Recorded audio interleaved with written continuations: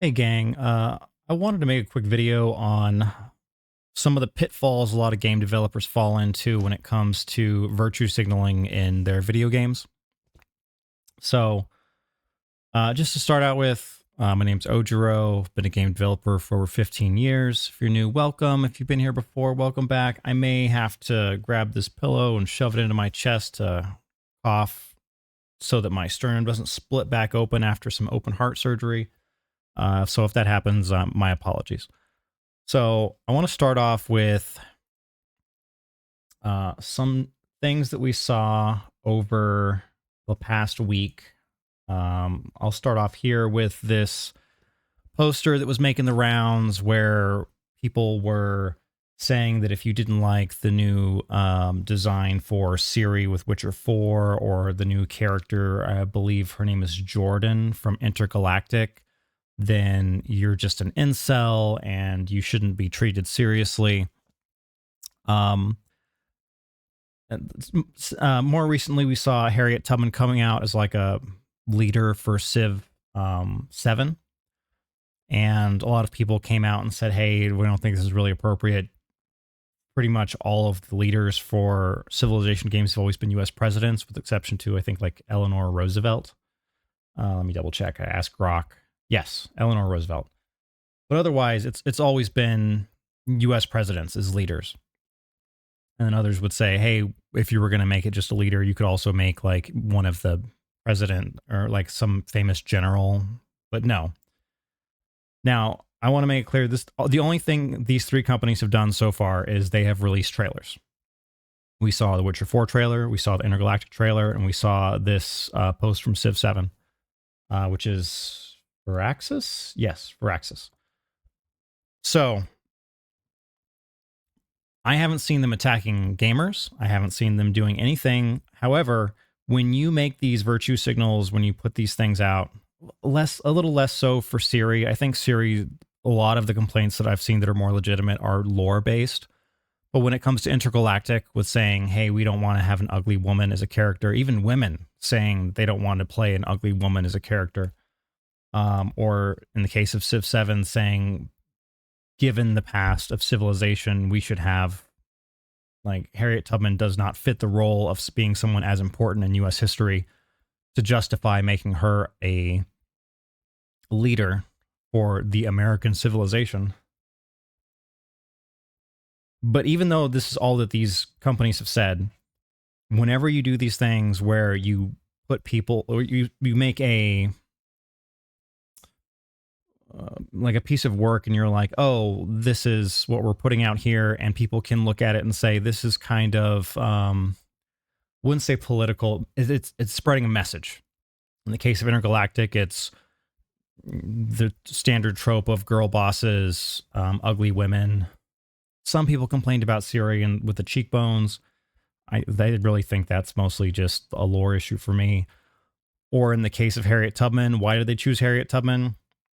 It's because she's a woman, it's because she's black, and it's because she freed slaves.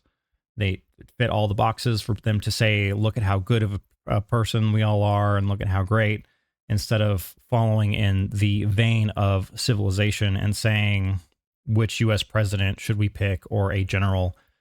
And instead, they picked a relatively minor character in terms of U.S. history because they would get good boy points. Like, there's... You can argue otherwise, but this is how a lot of these developers think. And when they do these things, people online hear the message and they start going after the other side. There's plenty of games that have come out this year that have not had this kind of reaction where people get really upset. But in here, like, it's pretty consistently... people being like, oh, this is so great, good job, you're owning the chuds. Over here, we've got people insisting that you have to like this or else, or attention chuds, before replying, consider getting a job, or 9/11 for chuds. It's, I don't like unforced errors when it comes to game developers, because a lot of these game companies need to sell as many copies as they possibly can. And when you make these kinds of virtue signals, people pick up on the message and they are like, well, let me fight with this. So even if these companies don't come out and say anything particularly stupid or attack gamers or so forth, you are going to have people that might have bought this game that are going to see this kind of discourse and say, oh, so apparently if I don't like this, I've seen some people insist that if you don't like Harriet Tubman, you're like pro-slavery, or you hate black people, or you don't want them to exist. There are people that say some really heinous things that turn people off. It makes them not want to buy things. And for these game companies, they have a lot of smart people working for them. They have people that can think logically, where you could say, hey, if we did this, what kind of reaction should we be expecting for social media or YouTube reviewers or so forth? They could say, like, I know a lot of these places are like, oh, we're going to get good boy points when it comes to games journalists, but games journalists, they are not respected. A lot of them have been laid off this year. A lot of games journalist outlets have been acquired by IGN. And people, they do not look at games journalists as a good and accurate outlet to get feedback for if a game is good or not. People generally look at YouTube or Twitch to try and see people playing the games, get their feedback on it, because those are more accurate reviews for these games versus games journalists that are not particularly ethical with how they handle a lot of their ratings. Like, you'll see them insisting that games like Space Marine are worse than Gollum, or you'll see them insisting that games like Dragon Age Veilguard are like Game of the Year contenders. And these things are a dramatic departure from what the actual market wants in their video games. So these companies all have the ability to ask themselves, what kind of feedback are we going to get, and what is the logical conclusion of this? The logical conclusion of putting someone like Harriet Tubman in the game, it's going to send out a signal to people. You are going to have some people start attacking fans of the franchise, saying that they're just bigots and racist for having any kind of objection. And you are going to have some people say, you know what, I do not want to spend $70 on a game after I've just had a bunch of people online attack me. Now, I've seen some fan pages for these games, not Civ 7, I forget which game it was, where I don't recall, but you had people that are like, oh, this is a developer account. Now I can confirm that the developers hate me. And it's not even a developer. It is just a well put together Twitter page where they are trying to get followers so that they can get revenue on X, so that they can just, shit post on the game, multiple times a day and then make money off of it. It's purely a money-making scheme for them. But because they're so well put together, people are like, oh, well, that's a developer account. Now the developer hates me, even though they're completely unrelated. And these game companies, they have the ability, and they have enough logical people working for them that they can go and say, what is the logical conclusion to this? And the logical conclusion is that a lot of people online are going to see this as a culture war flashpoint and then start attacking people. There is no benefit to sales by doing these things. Having your ugly girl or your Naughty Dog game hurts sales. Like, there's no way to beat around the bush there. Putting in Harriet Tubman so that you can say, look at how good of a people we are. We actually care, whatever you want to say. This does not help sales. All it does is it makes people get really upset online and just be really, really terrible to each other. And it's going to drive people to saying, you know what? I had an objection, and then I looked on social media, and everyone's saying that if I have an objection, I am one of the worst people ever, and I should go um, off myself. It's really vile, the kind of discourse that comes out when you make this kind of virtue signaling. This is not something that any game company should be doing. Everyone should have, like, be able to look inward and say, what is the logical conclusion of what's going on? And in the case of Intergalactic, they knew that people hated this, which is why they had comments turned off when they posted the video, because they knew immediately that so many people were going to say, look, this looks like garbage. I don't like messaging. I just want a good game. Do not try and like sell this stuff to me. I don't want to see it. Because every time a game does this, more and more people are put off to it.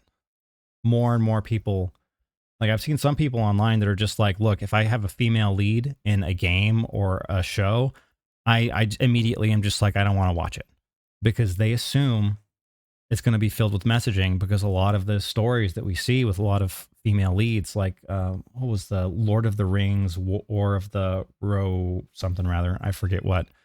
It was, female lead. You had super girl boss. She was good at everything. And if anything went wrong, it's because some man did something wrong. It's just terrible storytelling. And it's a waste of time. And for any kind of entertainment setup, it is our job as entertainers to give you something that you can forget about real life and just enjoy, and then spend however much time you're going to spend on it. In the case of a movie, an hour or two, so that you can just be like, I just want to sit down and watch a good movie.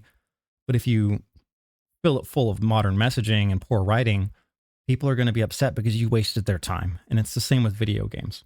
If you've got a game coming out these days where you have something that's clearly put in there because someone's checking a box, you're going to have a lot of people that immediately say, what other kind of boxes did you check? Is this going to, and in the case of people checking boxes for game developers, a lot of them do this, and then it is at the expense of quality of the product. So people don't want to buy a poor quality product. It's especially with games costing $60, $70. It's a huge ask to say, hey, spend $70 on a game that's going to not let you have your escapism. We are going to preach to you with whatever messaging we have.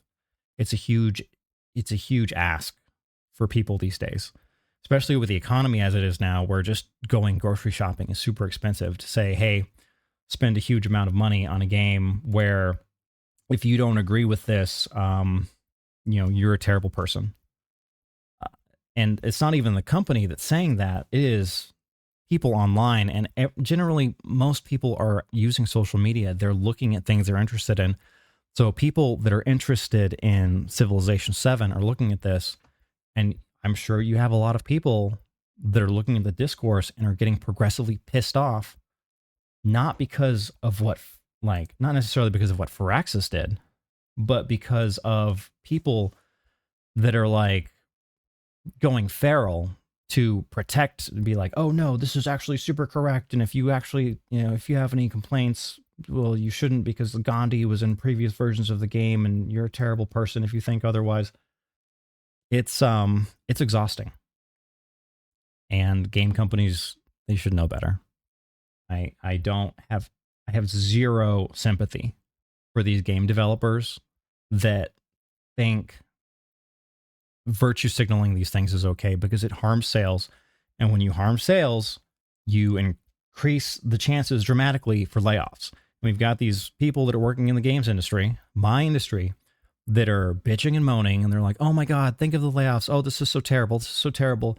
But those same game developers are not interested in making a good game.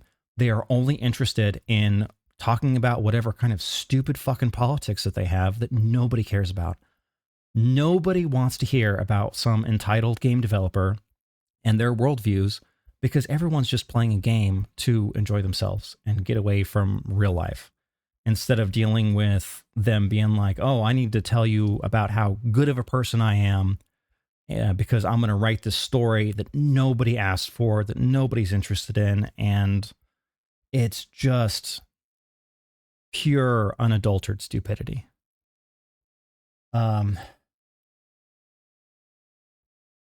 Yeah, these companies, they should know better. There's really no excuse. Don't, and I would recommend whenever you see these things, know that they have the wherewithal, they have the ability to look and say, we know this is going to be upsetting to some people, and they just don't care. In the case of Intergalactic, especially, they super were like, people are just going to hate this, but we don't care about them. We don't need those awful people to play our game. Ha ha ha ha ha. Because that's generally what a lot of these people think. You see their leaked Slack messages and they're just like, ha ha ha, suck it, chuds. Oh no, like we upset Grumps. Who cares? Oh, Elon, I hate that guy. Oh, whatever. Because they have the wrong politics. And when you're a game developer, your consumers' politics do not matter. You should be making the best product, the best game, the best story, and it doesn't matter who consumes it, because your whole goal is to make entertainment that someone can play and just get away from the real life for a while and get that escapism. And a lot of these developers, they don't care about the escapism. And even if these companies don't make any statements where they talk about how they hate hate gamers, it's still, I assume that they have people there that do, because they're going to see this kind of feedback and they're going to be like, oh, well, I made this decision to be a good person, and if you disagree, then that makes you a bad person. Like, because there's just so many of them, and it's so stupid. I hate it, dude. But I've talked way too long here. I'm sorry for ranting for so long. This stuff really pisses me off, where they know better and they still do it. They know what the response is going to be. They know how this is going to, like, how people are going to react, and they don't care, because they don't care about sales. But don't get me wrong, they're going to complain if any kind of layoffs hit their company. Is this going to tank like sales for Civ? I don't think so. It'll probably lower sales because people are going to get pissed off. Civ, I feel like it has a generally pretty dedicated player base. Intergalactic, I think this game, I don't know if this game is going to succeed at all, genuinely.